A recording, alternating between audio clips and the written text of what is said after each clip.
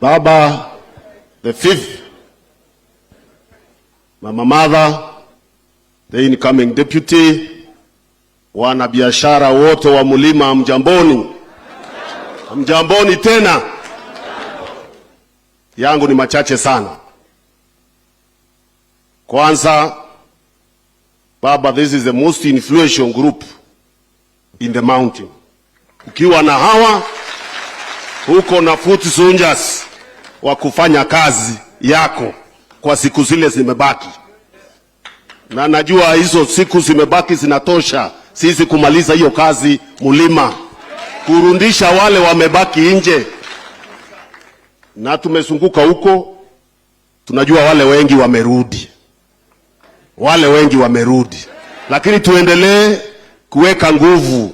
kuweka nguvu tukielekea ile siku ya kura. Ya pili, watu wa Mulima ni wanabiashara na wakulima. Wakichungwa kwa mambo ya biashara na mambo ya kilimo wako sawa. Na njia za kuwachunga kwa hayo mambo mawili ni kuhakikisha sheria ya Kenya inafuatwa.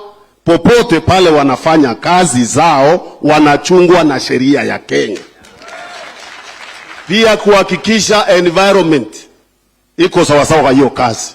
Na sisi hatuna waziwazi, tunajua wewe, kwa wale wanatafuta kura ya urais, tunajua wewe ndio utaweza hiyo. Tunajua ni wewe utaweza. Wale wamehusika kwa mambo ya ethnic cleansing hawawezi kutuashua sisi ya kwamba tutaweza kufanya biashara na kufanya mambo yetu popote Kenya bila wasiwasi. Sisi tunajua wewe, tukifanya kazi na wewe, Kenya itakuwa peaceful, kila Mkenya atakuwa na haki zake ya kufanya kazi na kujimundu kwa maisha yake popote anataka katika taifa la Kenya na hata nje ya Kenya. La mwisho Baba,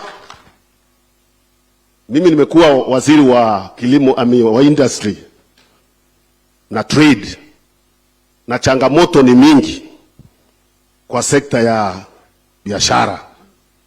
Lakini zile muhimu sana ambazo zinachangia zile zingine ni cost of doing business. Cost of doing business. Tukichangia kuteremusha hiyo cost ya biashara, cost ya input, cost ya vitu vile tunanunua na kuuza, cost, tukiteremusha cost, basi hawa watu wenyewe watakuwa matajiri. Na najua uko na hiyo mpango ya kuhakikisha hiyo imefanyika, ya kuteremusha cost ya biashara na pia cost ya kilimo iende chini. Na sisi tutakuwa na wewe tukifanya kazi pamoja na wataalamu wale wengine kuhakikisha hiyo imefanyika.